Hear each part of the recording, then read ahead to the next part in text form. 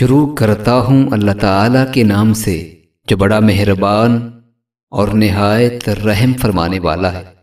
حضرت نعمان بن بشیر رضی اللہ تعالیٰ عنہ سے روایت ہے، وہ بیان کرتے ہیں کہ حضرت صلی اللہ علیہ وآلہ وسلم سے میں نے سنا، آپ فرماتے تھے کہ حلال کھلا ہوا ہے اور حرام بھی کھلا ہوا ہے، اور ان دونوں کے درمیان بعض چیزیں شبہ کی ہیں جن کو بہت لوگ نہیں جانتے کہ حلال ہیں یا حرام۔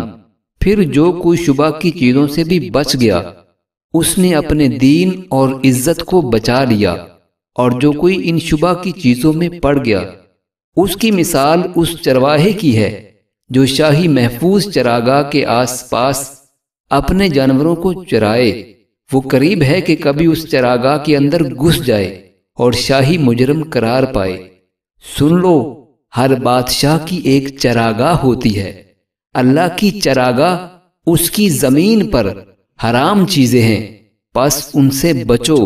اور سن لو، بدن میں ایک گوشت کا ٹکڑا ہے، جب وہ درست ہوگا سارا بدن درست ہوگا، اور جہاں بگڑا سارا بدن بگڑ گیا۔ سن لو، وہ ٹکڑا آدمی کا دل ہے۔ حضرت ابو ہریرہ رضی اللہ تعالیٰ عنہ سے روایت ہے کہ آپ بیان کرتے ہیں کہ رسول اللہ صلی اللہ علیہ وآلہ وسلم نے ارشاد فرمایا کہ جو شخص اللہ کی راہ میں جہاد کے لیے نکلا اللہ اس کا ضامن ہو گیا۔ اللہ تعالیٰ فرماتا ہے، اس کو میری ذات پر یقین اور میرے پیغمبروں کی تصدیق نے اس سرفروشی کے لیے گھر سے نکالا ہے۔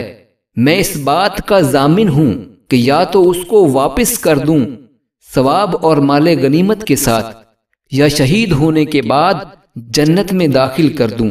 رسول اللہ صلی اللہ علیہ وآلہ وسلم نے فرمایا، اور اگر میں اپنی امت پر اس کام کو دشوار نہ سمجھتا تو لشکر کا ساتھ نہ چھوڑتا، اور میری خواہش ہے کہ اللہ کی راہ میں مارا جاؤں، پھر زندہ کیا جاؤں، پھر قتل کیا جاؤں، پھر زندہ کیا جاؤں، پھر قتل کیا جاؤں۔ معزز ناظرین، اللہ تعالی ہم سب کو نبی رحمت صلی اللہ علیہ وآلہ وسلم کی ان احادیث مبارکہ پہ عمل کرنے کی توفیق عطا فرمائے، آمین۔